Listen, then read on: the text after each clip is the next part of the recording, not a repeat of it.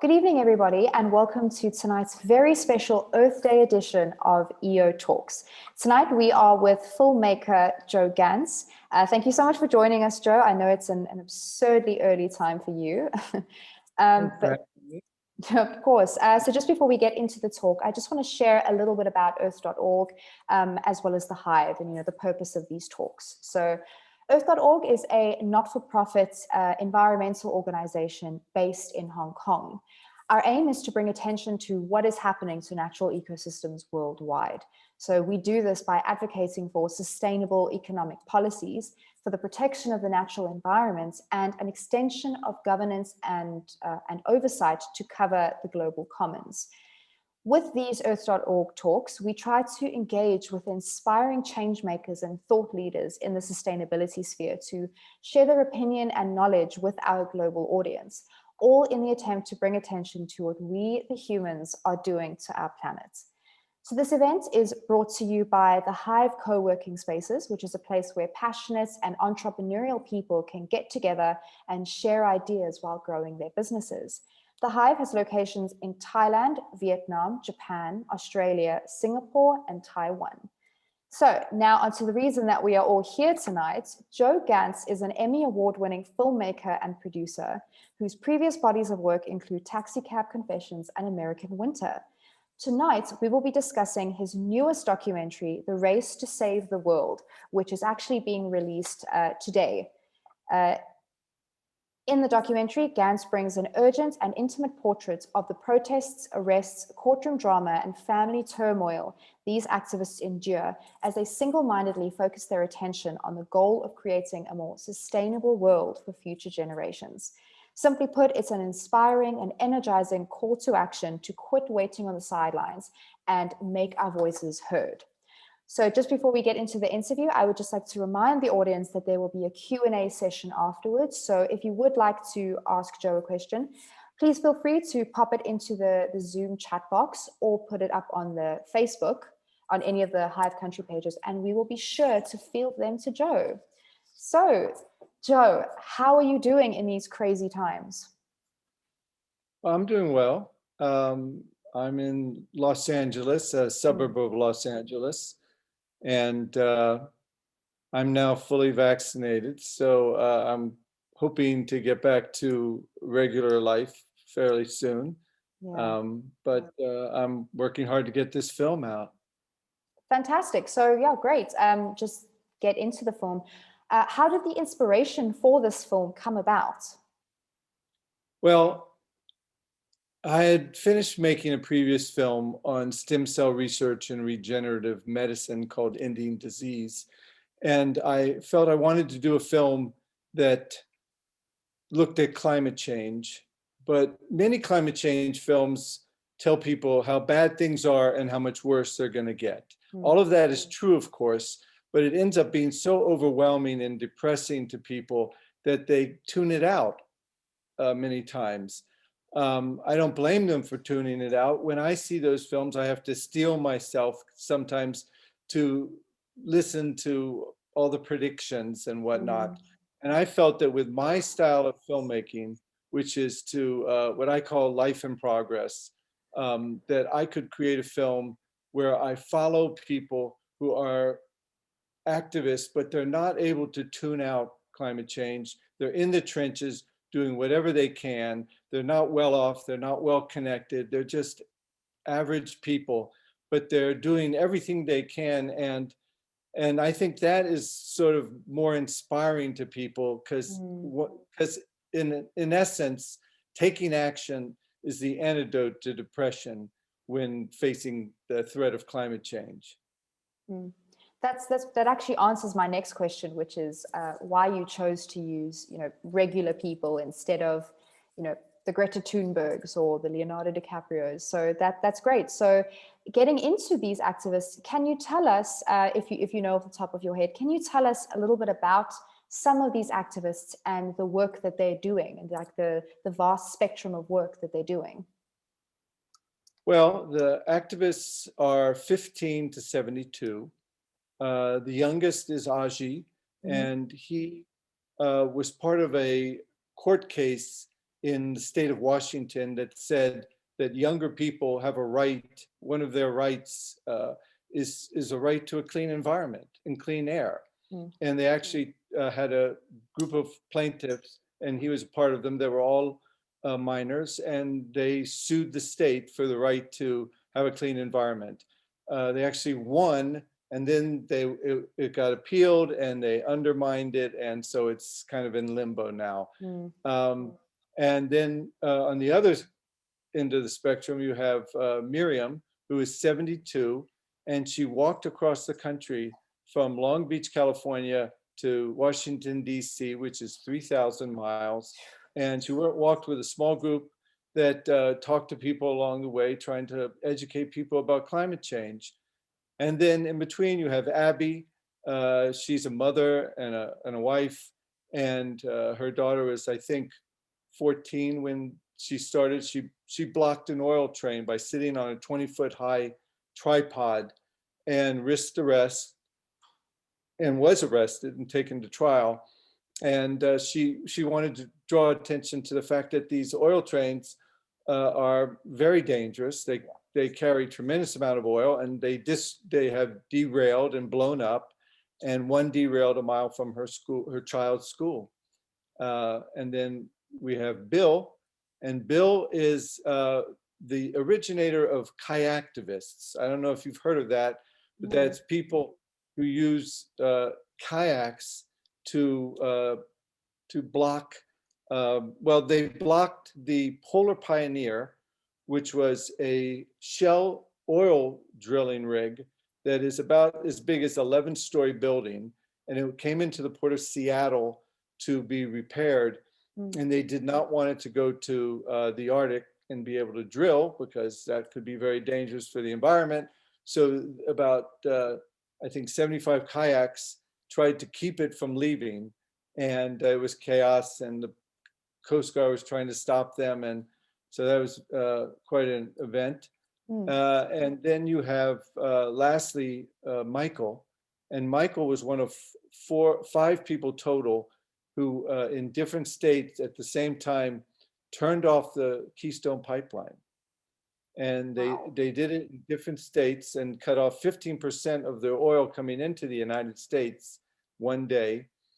It was more of a symbolic gesture because it was only off for a couple hours. And he did it in the most conservative state, which was North Dakota. So he was taken to jail and originally charged with a possible 81 years in prison for that. So you have the gamut of risk there, from walking across the country, which is 0 risk, to taking the chance of maybe going to jail for 81 years. So that it's very clearly you very clearly amass like a very wide range of people. Can you talk us through how you found these activists, how you got in contact with them, and then the process of actually making the film? How long did it take? How did you choose what footage to sort of include and not to include? Because surely, I mean, these journeys could get very emotional. I mean, you were saying that the one man was faced with 81 years of prison. So there must have been a lot of emotion there. So how did you choose what to include and what to kind of leave out? Well, there's multiple questions there. Yes, let's start sorry. how I found the people. Yes. So when I started the film, I thought I was going to be open to anyone who was working to try to save the world from the threat of climate change. And I was looking into scientists who were doing alternative energy solutions. I was looking into journalists and professors who were working and writing books. But as time went on, the people who were the scientists, I realized that if they came up with a new invention, it would make them millions and millions of dollars. And so I was questioning, well, maybe they're more focused on making money. I don't know. And then some of the journalists and professors who were writing books and everything, they were amazing people and accomplishing a lot, but they were sort of professionals who were talking and working against to fight climate change as their profession. They were getting paid to do that. And I wanted people who were kind of unable to tune this out, who had sort of no choice but to fight climate change in any way they could, even if it put their career at risk, even if it alienated them from their families because of the amount of time it took. And in many cases, it was a threat to their freedom because they had to go to court and potentially go to jail. So I found those people the most fascinating because of their passion, because there was nothing that was going to deter them. And I thought that was sort of something that would inspire people to do what they could to maybe get involved and try to turn this around. Hmm. Okay, and then the second part of the question, which was how long did it take you to actually film this? Well, it took 6 years total, but Wow. in the first year or two, I was unsure of exactly what people I was going to follow. And so I wasted or lost some time until I focused on the group and that I'm following. And there's also another component, and that is in the United States, if you do civil disobedience, if you block an entrance to a building or something and you get arrested, that's a misdemeanor. Mm-hmm. And you will probably get a ticket. You'll have to go to court. You might have to pay a fine. But if two people conspire to do an act of civil disobedience, that's a felony. They don't always charge people with that, but of course, whenever people get together to, go and make a protest with a possible act of civil disobedience and breaking the law, it's a group of people who plan that together. It's not everyone there didn't come up with the idea independently. Yeah. So people were wary about me filming some of these events because they didn't want me to show the part where people were planning them. So I had to be very careful to get the event and not show the planning, not film the planning. But for me, it's not just about these folks and what the events were that they were protesting, where they were going. What I was interested in was the relationships that defined them as people, how they related to their families, and how their families felt about them spending this time and taking these risks. And I feel that, when you have a controversial issue like this, the viewer needs to connect with the person, needs to connect with the subject. And once they begin to care about the subjects, then they can be drawn into the issue and start to care about the issue. And I wanted to make a film where you were following the life of these people, and so that there are folks who are, in this country, quite a few folks that are questioning whether climate change even exists. I want them to be able to watch this film, start to follow these folks, come to their own conclusions. This is not a film that gives a lot of statistics. It's not a film that tells people, if we don't do this, all this terrible things are going to happen. I mean, that is sort of said at times by certain characters, certain subjects in the film, but it's a film that follows the life and the commitment and the courage of about 7 people in 5 different groups that are all doing different things in a quest to try to turn this around and make a livable planet for future generations. So obviously, with everything that's been going on, please, Joe, please correct me if I'm wrong, like if I've got the timeline wrong, but were you filming any of this last year, like during COVID?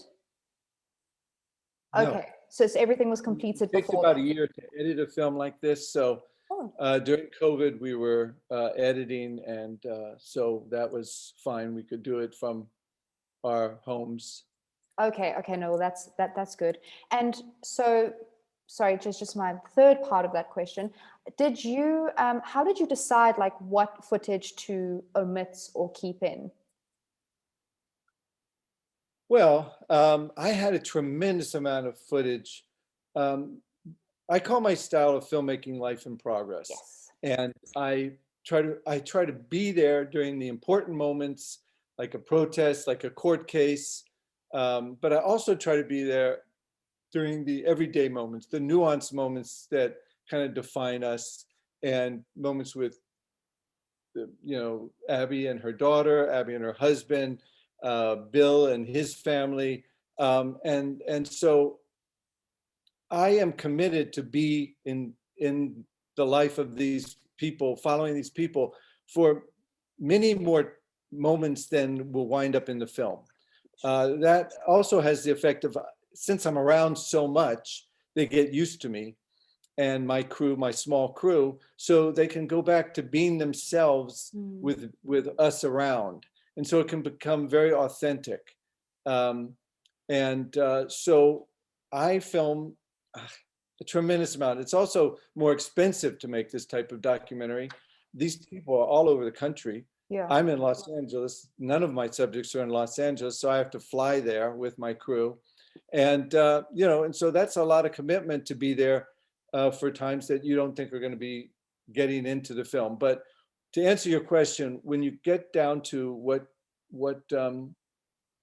gets into the film, you want to tell a compelling story that's a combination of these protests and court cases, and how these people relate to their families, and how it affects their lives. And I think when you watch this film, you understand what it takes.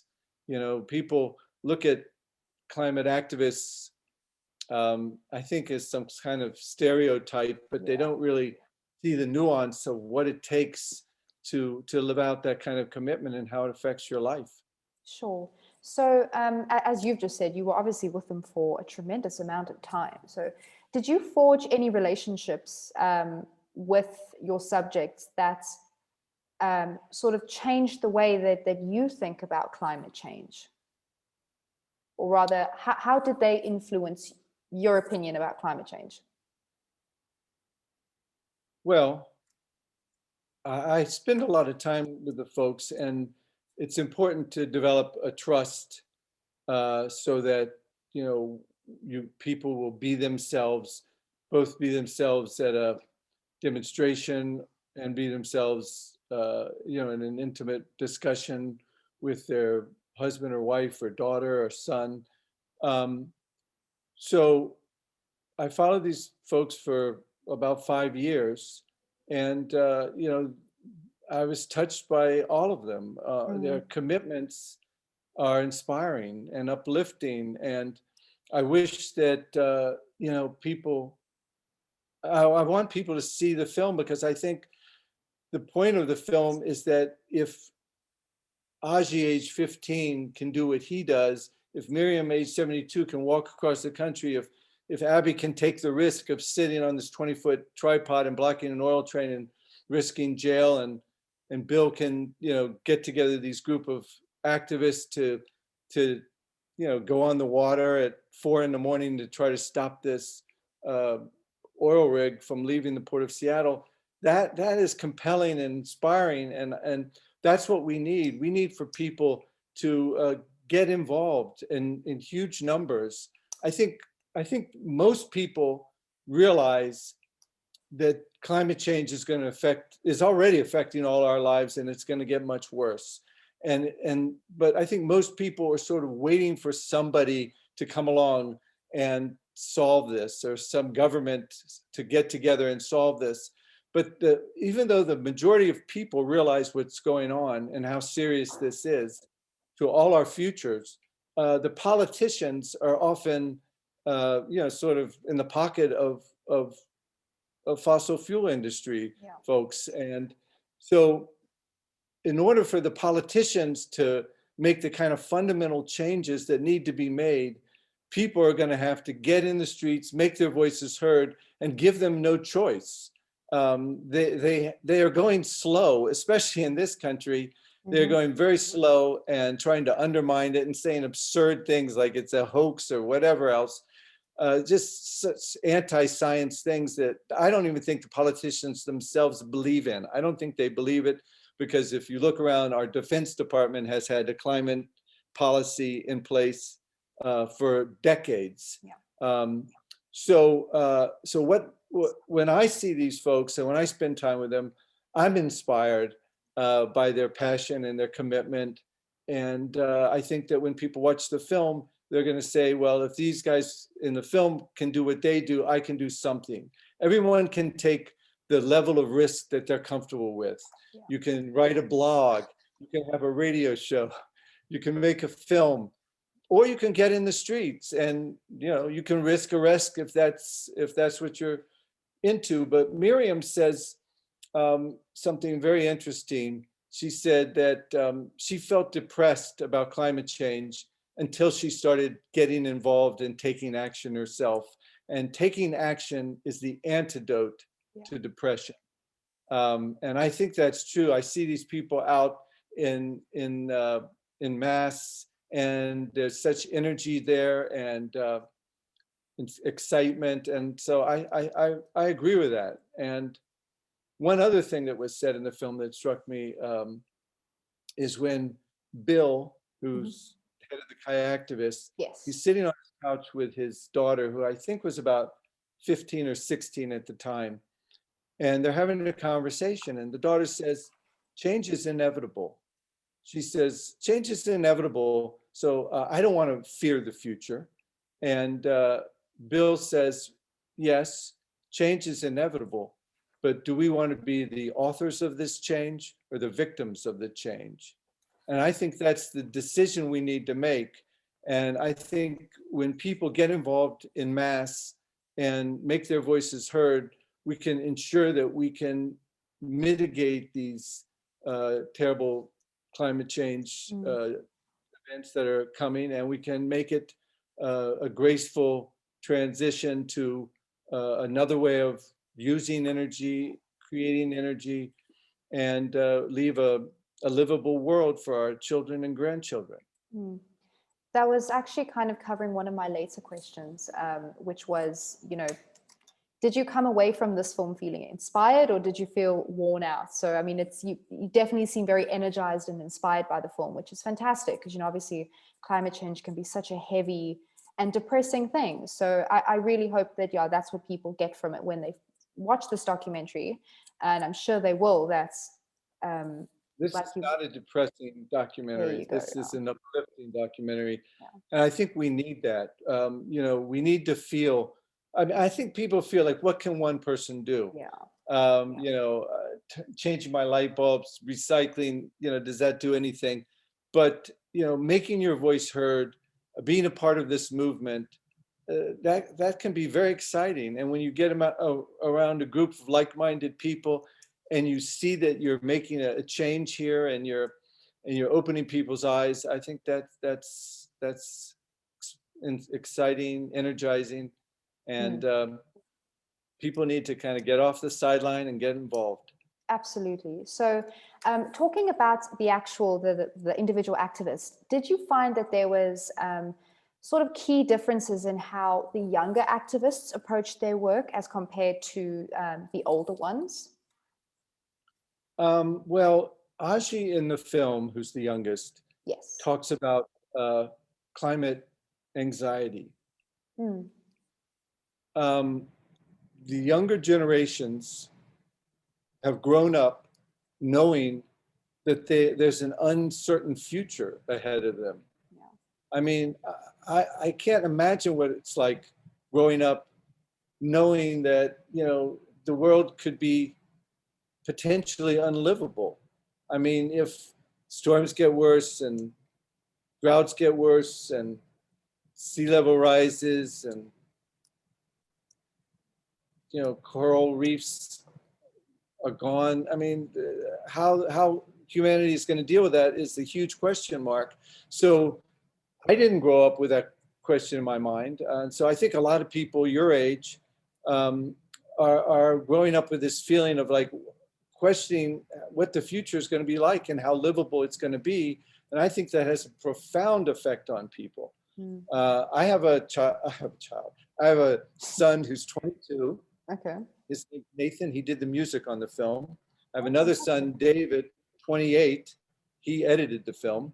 But both of them are in that age I'm talking about.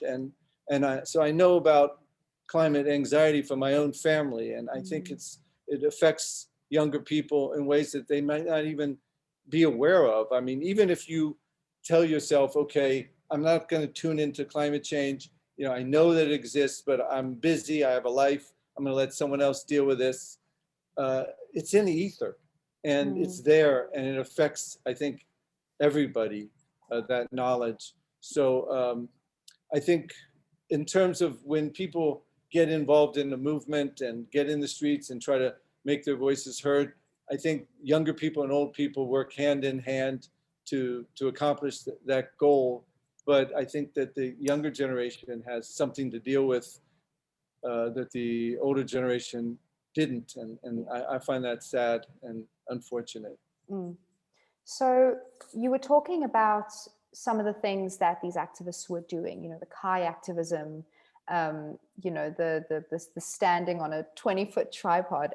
What is your opinion of the lengths that some of these activists go to while they do their activist work? Like, is there ever a time where you look at what they're doing and you're like, maybe this is a bit too far?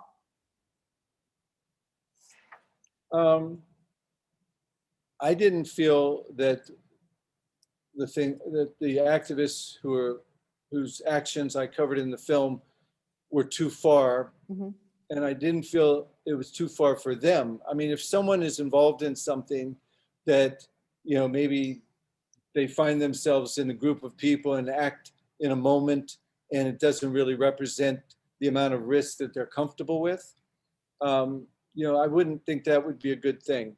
The point to me is to draw attention to this enormous thing that is going to affect all of our lives and the future of everybody on this planet. We're in a situation where, you know, the fossil fuel industry has put millions and millions and millions of dollars into creating a false narrative, into creating misinformation. And so we have, you know, people like the everyday people in this film who are climate heroes with a small h, going out there and trying to draw attention to this climate crisis in any way they can. And so, you know, when you're battling a situation where the other side has all the money and has, in many cases, owns the media, you have to do some things to get the word out. And to me, it's a question of, you know, doing whatever you're comfortable with. You know, some of these people do civil disobedience. Everyone's not comfortable with that, but everyone can do something, whether it's, you know, calling your congressman or senator, or, you know, writing an article, doing a blog, being in the streets, getting arrested. Everyone can do something, and there's a lot of energy in doing something and being part of this movement. Sure, yeah. So Joe, this is the last question I have for the interview portion, and then we'll get into the audience questions. We do have quite a few already. I just want to ask personally about, you know, your filmmaking journey. I just think it's such a fascinating career. So similar to your other work, like Taxi Cab Confessions and American Winter, like you said, it's following people as they just live their lives and try to face the struggles in front of them. But I hope I asked this correctly. What was the difference in how you covered your subjects in Taxi Cab and Winter and Race to Save the World? Were there any differences for you in how you covered these people? Well, Taxi Cab Confessions is a unique show. I don't know how much you know about it, but what we did is we put hidden cameras in a taxi cab. Yeah. Very miniature hidden cameras. And we filmed the people in the back of the cab. I was in a follow vehicle, and I could hear and see everything going on in the cab. And I would talk to the people in the back of the cab through the cab driver without them knowing that I was the one asking the questions. And I would ask them about whatever was the most important thing in their life at that moment. Mm-hmm. And so we would get into any issue in their life, and they didn't know that it was on camera until the end when we asked permission. Okay. So Yeah. I think this was the first show that really looked at, you know, gay and lesbian relationships, transgender relationships in a very straightforward and honest way, and looked at many issues that go on in people's lives, health issues, money issues, racism, because people were being completely honest in the back of the cab. So that's a different show, done a different way. But when I make my Yes. documentaries, my approach is to choose the subject and then fade into the background. I say there's 3 rules to documentary filmmaking: casting, casting, and casting. So I have to be very careful to get someone who is open to the process, who is comfortable with being themselves, with us being around. And then I try to not involve myself in any way. I try not to influence what's going to happen, and fade into the background and let their life go on organically. And then we craft the story in the editing. Every once in a while, you know, we're working with someone and it doesn't seem to be going anywhere. We have to try to find someone else. And that happened in this documentary. I followed twice as many people as are in the film. Um, Maybe more than twice as many people because I worked so long on this one. But that's my process, to try to get people to be as natural as possible. And that way they're very relatable and people can connect with them. And through connecting with the subject, they can sort of gracefully be led into the issue. Okay.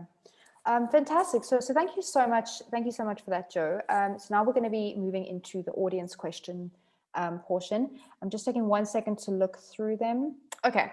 So Joe Biden is holding his Climate Leaders Summit today. So I'm not sure what the time difference, if he's already spoken or if he's still going to. So what are you hoping that Biden endeavors to do? Well, I mean, we just came out of 4 years of darkness with Trump, Yes. and he did everything to undermine the environment and try to just act like climate change was a hoax, and he was anti-science.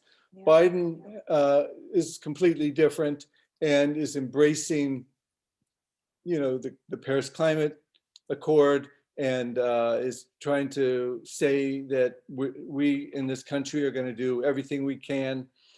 But Biden can't do this alone. You know, in this country, you need Congress, and Congress is Congress and the Senate here are full of anti-science people who believe the world is flat or whatever. I mean, they will say anything, and so to get it through Congress and Senate, whatever, you know, Biden and this administration wants to do, we are going to need people to, you know, show, you know, great numbers of people to show that we insist that they stick with these commitments to fight climate change on a major level. I mean, he's talking about a $2 trillion infrastructure bill in this country that will have climate aspects to it.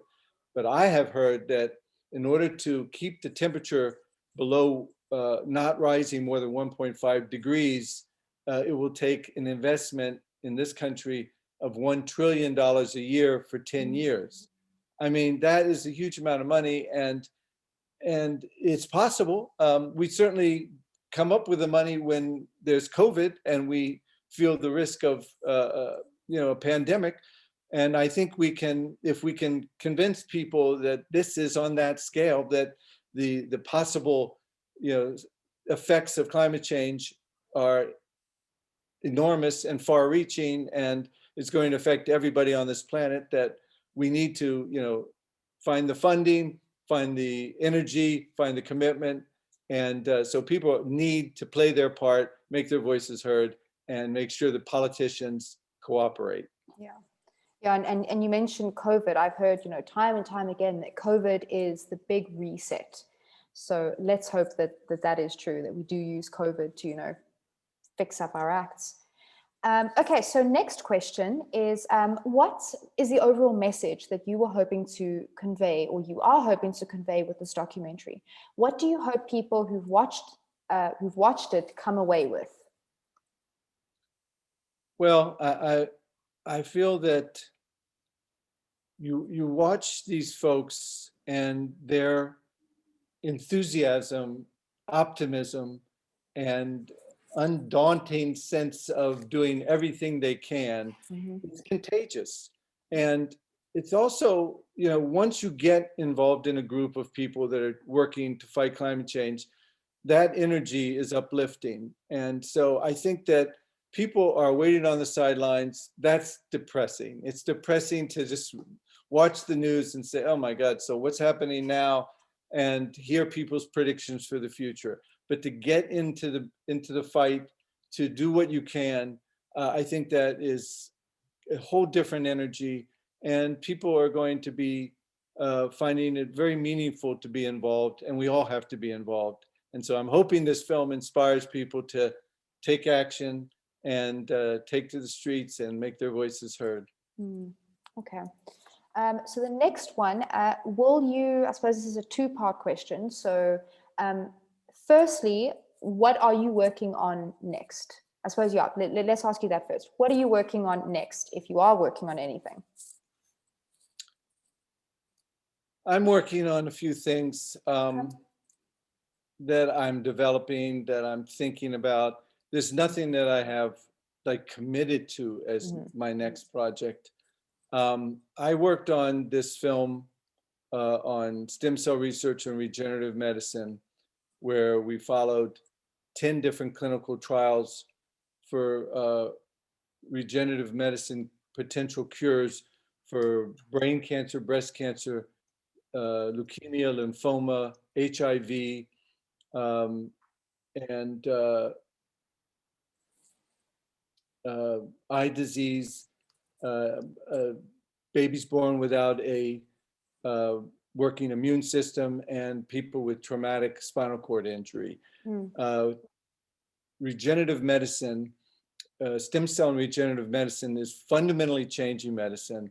The cures, the potential cures, are still in clinical trial. So people aren't quite aware of how fundamentally this is going to change medicine. But it is going to fundamentally change medicine. And, it's going to find cures to cancer. It already has. We follow these 10 different clinical trials in process. Some of the cures were a home run. Some of them are a major step forward. And but it signals that medicine is fundamentally changing from lifelong treatments with pills to one-time cures. I did that film and I raised the money for that film. I did this film and I raised the money for this film. And so I'm questioning whether I want to do another documentary. It's a 5 or 6 year process, and maybe I'll do something totally different next. Somebody else asks, I suppose you've been so busy the last few years. Maybe you can take a bit of a rest. But somebody does ask, will you be making more documentaries or films on climate issues in the future? Well, I don't know if I will make another film on climate. My film is about people's commitment to do everything they can to turn this around. I've made that film. I could go into that same subject again. There's organizations like the Extinction Rebellion. Are you aware of them? Yes. They use costumes, they use artwork, they use music, and they have incredible enthusiasm. We just did a virtual screening with their group the day before the release, and they're doing amazing things. And I know that there's wonderful people doing incredible acts to try to make a dent in this and to try to move the needle. Whether I need to make another film on this subject, I don't know. Maybe someone else will do a film that will be completely different, and that'll be a great addition to this subject. Okay. So we've got another question. So how do the activists that you covered in this film, how do they feel about how you portrayed them? Have you spoken to them at all since you finished the film? Yeah, I think they're overall very happy with the way the film turned out. Good. But I think that during the filming, some of them were a little bit wondering. Mm-hmm. I'm older than most of the, not all, but most of the people in the film. Mm-hmm. And I come from LA, which is, I think, a little bit questionable, Mm-hmm. because a lot of media and meaningless media comes from LA. I arrived with a very professional crew. And so these people are kind of in the trenches doing their thing. And I show up and I want to be a part, not just of filming them doing their, climate activism, but I want to follow them home and hang out with their family and just be around. And so I think there was some question about, well, how much is this film going to really portray this movement in a way that's going to inspire people, or maybe who knows what the agenda is going to be exactly. So some of the people I followed were kind of completely trusting. Some people were like, I wonder, how this is going to be put together. I think when it finally came out, when they finally saw the cut of the film, they were very, very appreciative, and they were very complimentary. Fantastic. Okay, so we've got another question. For someone who is passionate about filmmaking, but they don't have many resources, what is your advice for them? Well, when I started many years ago, I'm 66. So when I started, an editing system cost about $65,000. A good camera cost about $60,000. And so it took a lot to get involved. We didn't have a lot of money when we started. And so we had to do kind of, it's a long story how we got our start. But now you can get an editing system, free on a Mac, but you can get a decent one for $1,000 that does a lot, or you can pay by the month for Premiere or something. You can get a camera that will do a decent job for a couple thousand, and a great job for 5 or 6 or so. And that can be a formidable amount of money for some people. But so now I think it's a question of your commitment and the amount of time and effort you're willing to put in, because you can do a lot of it yourself. And it is a reasonably small investment to get a documentary started. I will say one thing, because I see a lot of people that decide, I'm going to make a documentary. They buy a camera and they go off and they make a documentary. And I, having made documentaries for 30 years, I say that audio is more important than video in a documentary. And what I mean by that is that if you mess up a shot, there's a workaround. You can go to a cutaway, you can put the audio over something, and you can make it work. I mean, I've had moments where, someone on my crew says, I forgot to turn on my camera. I'm like, what? I always work with 2 cameras, by the way. So Good. I always have a second perspective on it. And I've done that for 30 years, even before other people were doing that. But if the audio doesn't sound present, like we both sound present in this conversation, if people think they're going to get it on the camera mic, they're mistaken. They have to make sure that they get good audio in a documentary. And it's not expensive to do that, but it takes a certain amount of attention to that detail. So if you're going to make a film and you're going to make a documentary, or probably even if you're making a fiction film, you have to get good audio. And there's easy ways to do that, but teach yourself. Good. Thank you. Great advice. So, is it more effective to target individuals to change their consumer habits or to target industries to advocate for climate change? Or both? Um, there was a period of time where everyone was telling people that they needed to change their habits, change their light bulbs, recycle, um, use electric cars if you can, and all of that is effective. But I think people know that to make the kind of enormous fundamental changes that we need to make in the time frame we have to get government and corporations to make enormous changes. Um, and so people are needed to do that. Mm. You cannot assume that these folks who have a profit motive and because the governments are basically working for the corporations.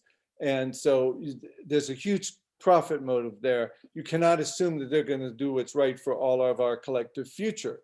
So the individual is the key because the individual needs to get involved in mass and tell the government and the corporations that we demand that we make these changes, and it has to be done in a timely fashion or we're screwed. So it's all about the individual forcing these changes by getting in the streets, making their voices heard for a livable future.